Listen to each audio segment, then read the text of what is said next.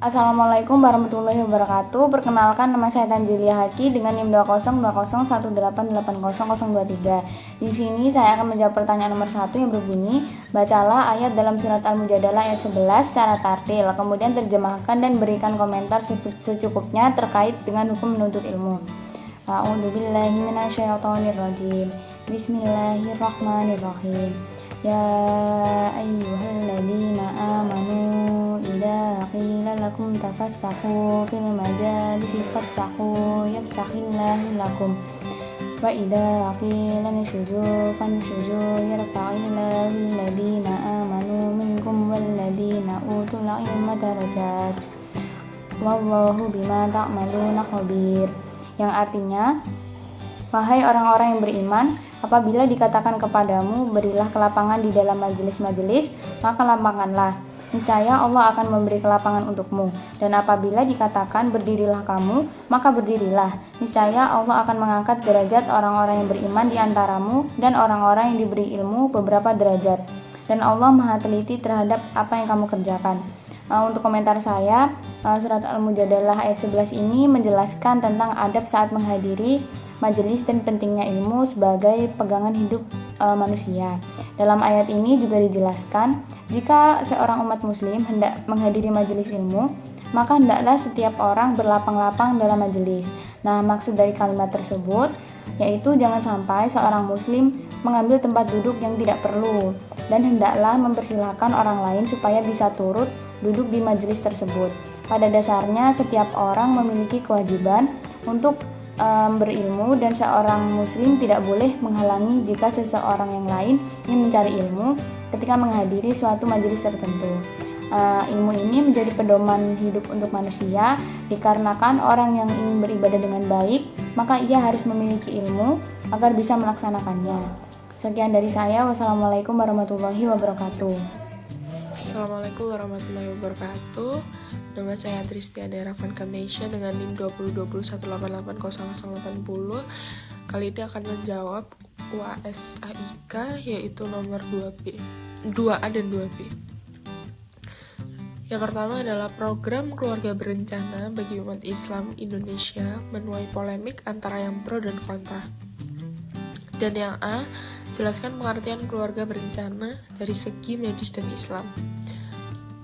Ada beragam argumentasi tentang pelaksanaan keluarga berencana di dalam Islam. Pendapat yang menyetujui pelaksanaan keluarga berencana bersandar pada sebuah ayat di dalam Al-Quran yang artinya, dan hendaklah takut kepada Allah orang-orang yang seandainya meninggalkan di belakang mereka anak-anak yang lemah, yang mereka khawatir terhadap kesejahteraan mereka. Oleh sebab itu, hendaklah mereka bertakwa kepada Allah SWT, dan hendaklah mereka mengucapkan perkataan yang benar. Quran Surah An-Nisa. Dalam ayat tersebut dijelaskan bahwa kelemahan ekonomi, kurangnya stabilnya kondisi kesehatan fisik, dan kelemahan inteligensi anak akibat kekurangan gizi merupakan tanggung jawab kedua orang tua. Maka disinilah peran KB sangat diperlukan untuk membantu mereka keluar dari masalah tersebut. Pelaksanaan KB diperdebatkan oleh kalangan ulama. Di antaranya yang membolehkan dan ada yang melarang. Di antara ulama yang membolehkan adalah Imam Ghazali, Syekh Al-Hariri, Mufti Besar Mesir, Syekh Mahmud Shaltut, dan Syed Sabiq. Imam Ghazali tidak melarang dengan pertimbangan kesukaran yang dialami seorang ibu, disebabkan sering melahirkan dengan motif menjaga kesehatan, menghindari kesulitan hidup, dan menjaga kecantikan si ibu. Syekh Al-Hariri memberikan ketentuan bagi individu dalam pelaksanaan KB, diantaranya A, untuk menjarangkan anak, yang B, untuk menghindari penyakit bila ia mengandung, untuk menghindari kemudaratan bila ia mengandung dan melahirkan dapat membawa kematiannya secara medis. Untuk yang C, untuk menjaga kesehatan si ibu karena setiap hamil selalu menderita suatu penyakit atau penyakit kandungan. Dan yang terakhir, untuk menghindari anak dari cacat fisik bila suami atau istri mengidap penyakit seksual. Lalu, Syekh Mahmud Shaltut membedakan konsep pembatasan keluarga, tahdid al-nasl, dan pengaturan atau perencanaan keturunan. Tanzim al-Nasl. Tanzim al-Nasl diumpamakan dengan menjarangkan kelahiran karena situasi dan kondisi khusus, baik yang ada hubungannya dengan keluarga yang bersangkutan maupun dengan masyarakat dan negara. Said Sabiq dalam Fikih As-Sunnah juga membolehkan seseorang untuk melaksanakan KB dengan alasan sang ayah adalah seorang fakir, tidak mampu memberikan pendidikan pada anak-anaknya, dan sang ibu adalah orang yang dhaif atau lemah jika terus-menerus melahirkan. Sementara itu, salah satu ulama yang melarang pelaksanaan KB adalah Abu Ala al-Maududi dari Pakistan. Menurutnya, pembatasan kelahiran adalah bertentangan dengan ajaran Islam. Islam adalah suatu agama yang berjalan sesuai dengan fitrah manusia, dan barang siapa yang merubah atau menyalahi fitrah, maka ia telah menuruti perintah setan. Di samping pendapat tersebut, para ulama yang menolak KB menggunakan dalil yaitu, dan janganlah kamu membunuh anak-anak kamu karena takut kemiskinan, kami akan memberi rezeki kepadamu dan kepada mereka. Quran Surah Al-Isra. Pendapat tersebut menyatakan bahwa program KB melalui pembatasan kelahiran merupakan hal yang tidak dibenarkan dalam agama Islam, karena hal tersebut telah menyalahi fitrah manusia, apalagi hanya karena takut akan kemiskinan dan melupakan bahwa Allah yang Maha Pemberi rezeki. Dalam konteks Indonesia, memang terdapat pandangan yang beragam di kalangan umat Islam. Namun dua ormas besar yang ada di Indonesia, yaitu Nahdlatul Ulama dan Muhammadiyah, memiliki pandangan yang tegas dalam mendukung program KB. Dukungan itu disampaikan dalam bentuk keputusan Majelis Tarjih Muhammadiyah tahun 1968 dan Syuriah NU tahun 1969 yang memperbolehkan ber-KB untuk menjaga kesehatan ibu dan anak atas persetujuan suami dan istri agar anak-anak yang dilahirkan tidak menjadi beban orang lain.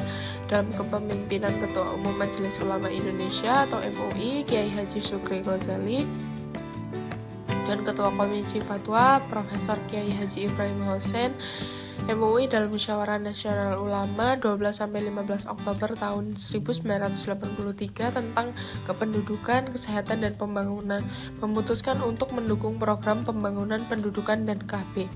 Masalah kependudukan yang dihadapi Indonesia membuat MUI berpendapat, yaitu pertambahan penduduk yang tidak terkendali dapat menimbulkan berbagai masalah di masyarakat. Antara lain terjadi konflik ekonomi dan konflik sosial. MUI juga mencermati tingkat kematian yang masih tinggi, terutama kematian anak balita, dan tingkat kelahiran yang masih tinggi memerlukan peningkatan pelayanan kesehatan dan pemeliharaan kesehatan lingkungan. Bismillahirrahmanirrahim. Selanjutnya saya akan menjawab pertanyaan 2B, yaitu jelaskan alasan dalil masing-masing tentang pelaksanaan program keluarga berencana.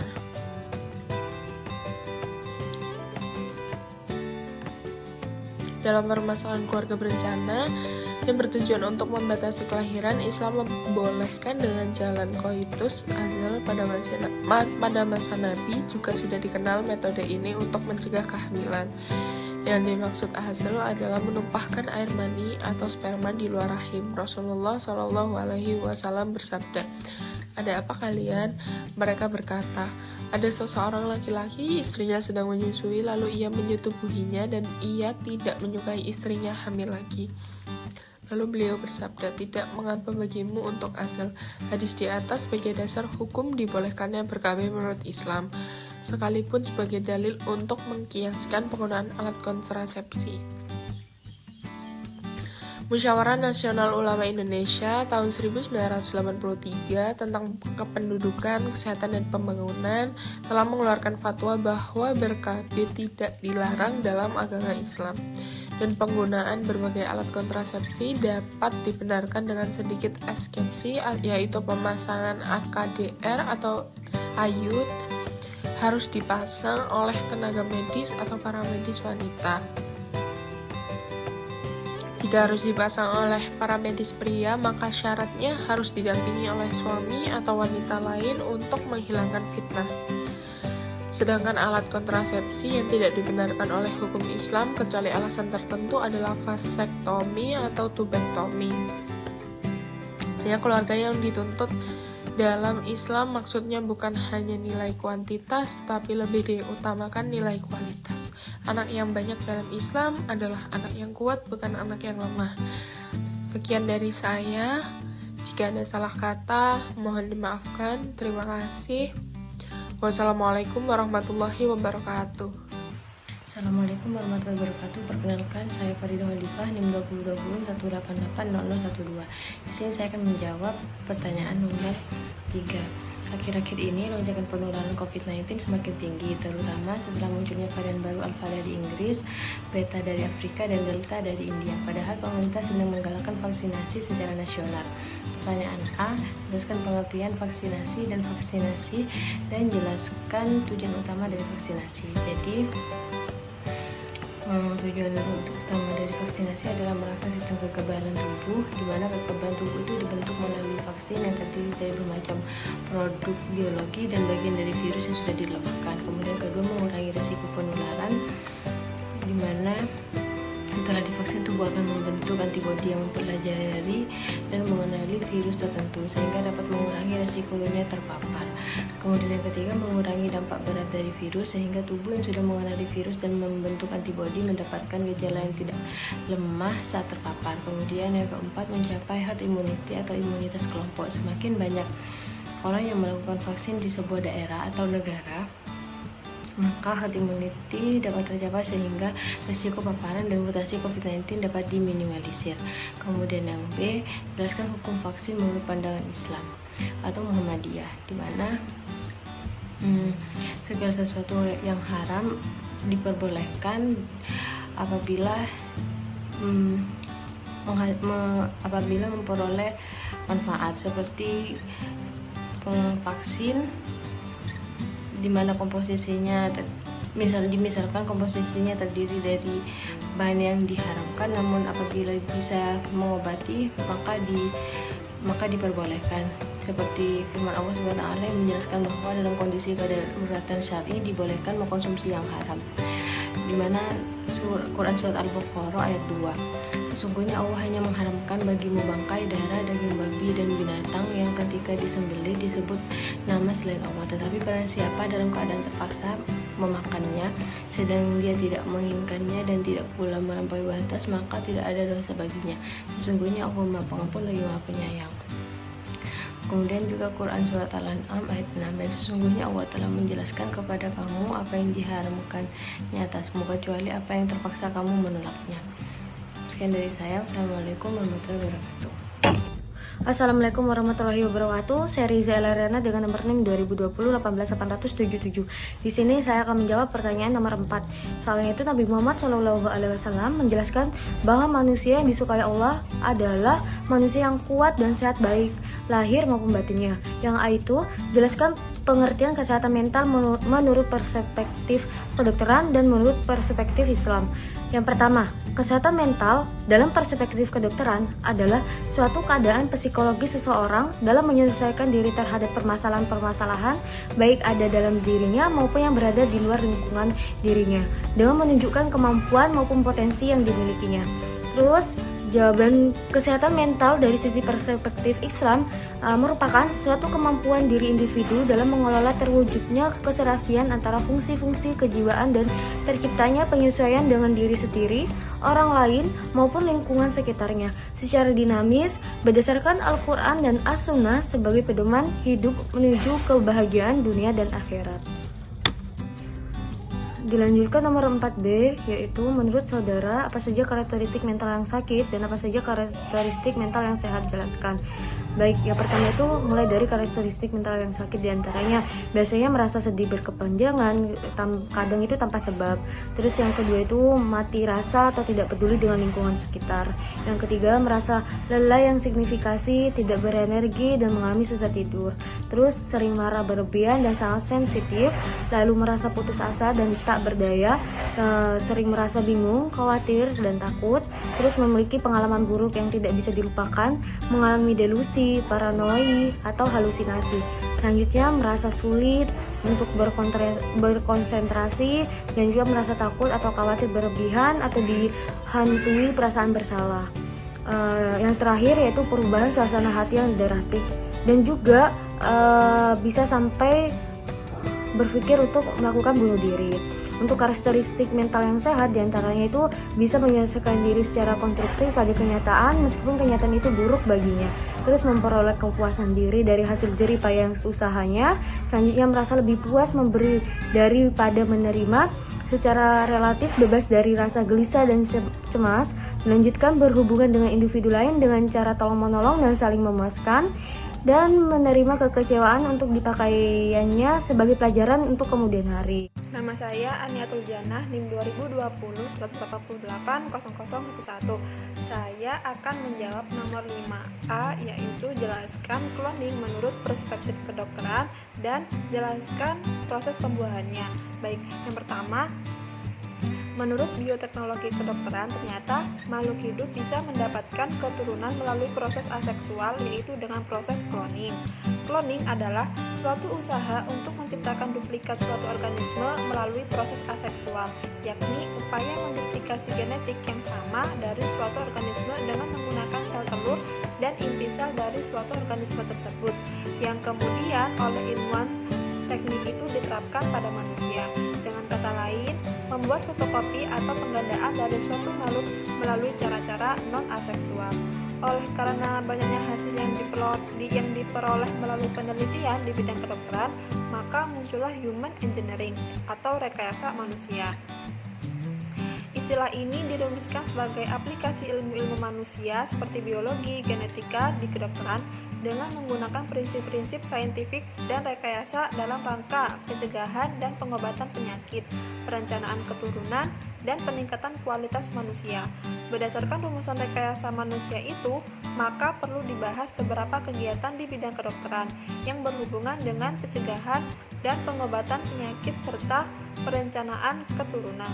Selanjutnya yaitu prosedur cloning manusia atau proses pembuahan dari cloning. Yang pertama, menggunakan teknik SCNT atau somatic cell nuclear transfer berbeda dengan fertilisasi yang terjadi secara alami.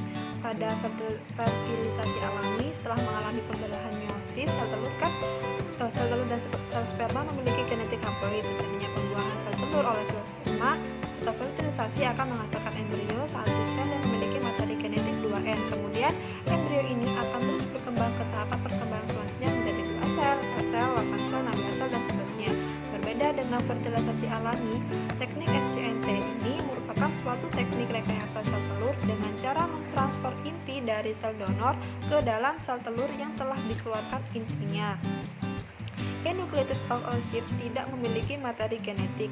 Untuk mendapatkan embrio konstruksi yang diploid, sel telur harus berkonstruksi dengan cara mentransfer sel somatik 2N ke dalam enucleated oocyte.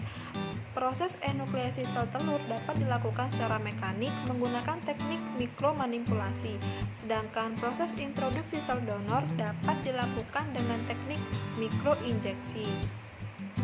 Keberadaan sitokalasin B pada medium kultur bertujuan untuk menghambat sitokinesis atau pembelahan sel sehingga dapat dihasilkan cloning embrio di kulit. Kemudian pada cloning reproduktif, sel donor yang berupa sel somatik diintroduksikan ke enucleated oocyte. Jika keberhasilan proses aktivasi embrio konstruksi ini secara kimiawi atau mekanik mengakibatkan terjadinya proses pembelahan secara bertahap blastosit. Kemudian embrio dititipkan ke surrogated mother untuk dilahirkan secara normal. Selanjutnya 5B, yaitu jelaskan cloning menurut perspektif pandangan Islam. Yang pertama, Islam sangat menghargai hasil kemajuan ilmu pengetahuan dan teknologi, termasuk teknologi cloning. Bahkan lebih jauh manusia diperintahkan untuk memikirkan, menggali, dan mengupayakan seoptimal mungkin tentang semua ciptaan Tuhan. Dan bagi manusia itu sendiri, memikirkan dan memahami bagaimana ia diciptakan amatlah dianjurkan.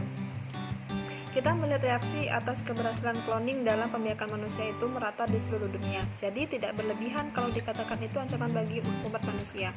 Karena memang manusia tidak bisa disamakan dengan tumbuh-tumbuhan dan binatang. Kalau mau disamakan, itu artinya derajat manusia diturunkan. Itu kemerosotan nilai kemanusiaan. Jadi dari sudut pandang ini, pengklonian manusia itu bisa menjadi haram. Cloning yang dilakukan pada laki-laki atau perempuan, baik yang bertujuan untuk memperbaiki kualitas keturunan dengan menghasilkan keturunan yang lebih cerdas, lebih kuat, lebih sehat, dan lebih rupawan, maupun yang bertujuan untuk memperbanyak keturunan guna meningkatkan jumlah penduduk suatu bangsa agar bangsa atau negara itu lebih kuat seandainya benar-benar terwujud, maka sungguh akan menjadi bencana dan biang kerusakan bagi manusia. Cloning ini haram menurut hukum Islam dan tidak boleh dilakukan. Dalil-dalil keharamannya adalah sebagai berikut.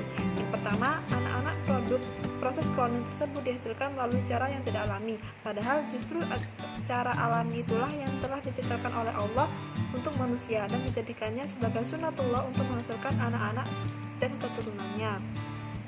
Yang kedua, anak-anak produk cloning dari perempuan saja tanpa adanya laki-laki tidak dapat mempunyai ayah. Anak produk cloning tersebut jika dihasilkan dari proses pemindahan sel telur yang telah digabungkan dengan digabungkan inti sel tubuh ke dalam rahim, perempuan yang bukan pemilik sel telur tidak pula akan mempunyai ibu, sebab rahim perempuan yang menjadi tempat pemindahan sel telur tersebut hanya menjadi penumpang, tidak lebih. Ini merupakan tindakan menyia-nyiakan manusia, sebab kondisi ini tidak terdapat ibu dan ayah. Yang ketiga, cloning manusia akan menghilangkan nasab atau garis keturunan, padahal Islam telah mewajibkan pemeliharaan nasab. Yang keempat, memproduksi anak melalui proses akan mencegah pelaksanaan banyak hukum-hukum syara seperti hukum tentang perkawinan, nasab, nafkah, hak, dan kewarisan antara bapak dan anak, waris, perawatan anak, hubungan kemahraman, hubungan asabah, dan lain-lain. Berdasarkan dalil-dalil itulah proses cloning manusia diharamkan. Manusia menurut hukum Islam dan tidak boleh dilaksanakan. Ada banyak sekali hal-hal negatif jika cloning manusia diperbolehkan. Di dalam kaidah fikih disebutkan menghindarkan kerusakan atau hal-hal negatif diutamakan daripada mendatangkan kemaslahatan.